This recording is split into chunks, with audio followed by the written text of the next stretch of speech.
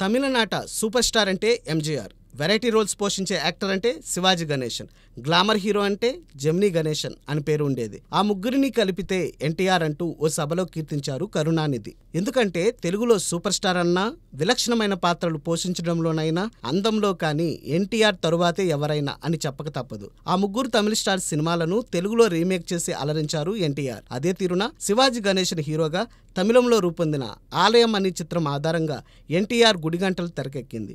వి మధుసూదన్ రావు దర్శకత్వంలో సుందర్లాల్ నహతా డూండి గుడిగంటల చిత్రాన్ని నిర్మించారు. అంతకుముందు ఈ నిర్మాతలు శివాజీ పాస్మలర్ను తెలుగులో ఎన్టీఆర్తో రక్త సంబంధం పేరుతో రీమేక్ చేస్తే ఘన విజయం సాధించింది. ఆ తరువాత గుడిగంటలు రూపొందింది. 1964 జనవరి 14న సంక్రాంతి కానుకగా విడుదలైన గుడిగంటలు మంచి విజయం సాధించింది.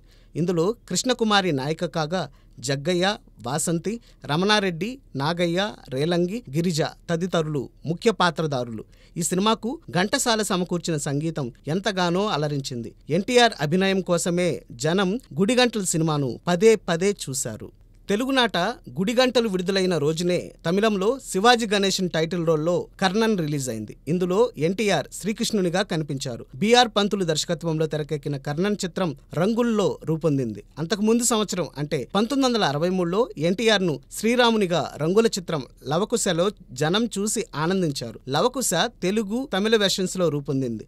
రెండు చిత్రాల్లోనూ శ్రీరామునిగా మురిపించారు ఎన్టీఆర్. అదే తీరున ఎన్టీఆర్ తొలిసారి రంగుల్లో శ్రీకృష్ణునిగా కనిపించిన సినిమాగా కర్ణన్ నిలిచింది. కథానుగుణంగా ఇందులో కర్ణునిగా శివాజీ గణేశన్ పాత్ర నిడివి ఎక్కువగా ఉంటుంది. అయితే ఎన్టీఆర్ ఎంట్రీ ఇచ్చిన దగ్గర నుంచి సినిమాలో శ్రీకృష్ణ పాత్ర ఆధిక్యం కనిపిస్తుంది. ఇందులో సావిత్రి, దేవిక, శోభన్ బాబు, ప్రభాకర్ రెడ్డి వంటి తెలుగువారు సైతం నటించడం వల్ల కర్ణ పేరుతో ఈ చిత్రాన్ని అనువదించారు. 1964 ఏప్రిల్ 9న తెలుగునాట కర్ణ విడుదలైంది. ఈ సినిమా థియేటర్ల ముందు ఎన్టీఆర్ శ్రీకృష్ణుని కటౌట్స్ పెట్టి భారీ పూలమాలలతో అలంకరించి అభిమానులు ఆనందించారు. చిత్రం ఏంటంటే తమిళనాడులో శివాజీ కటౌట్తో పాటు ఎన్టీఆర్ హోర్డింగ్స్ కూడా పెట్టారు. అక్కడ అదే తీరున ఎన్టీఆర్కే ఎక్కువ దండలు వేసి అభిమానం చాటుకున్నారు జనం. ఈ సినిమాతోనే తమిళనాట కూడా కృష్ణుడంటే ఎన్టీఆర్ఏ అనే పేరు లభించింది. తెలుగు డబ్బింగ్ వెర్షన్ సైతం విశేష ఆదరణ చూరగుంది. ఈ చిత్రానికి విశ్వనాథన్ రామ్మూర్తి స్వరకల్పన చేయగా సి నారాయణ రెడ్డి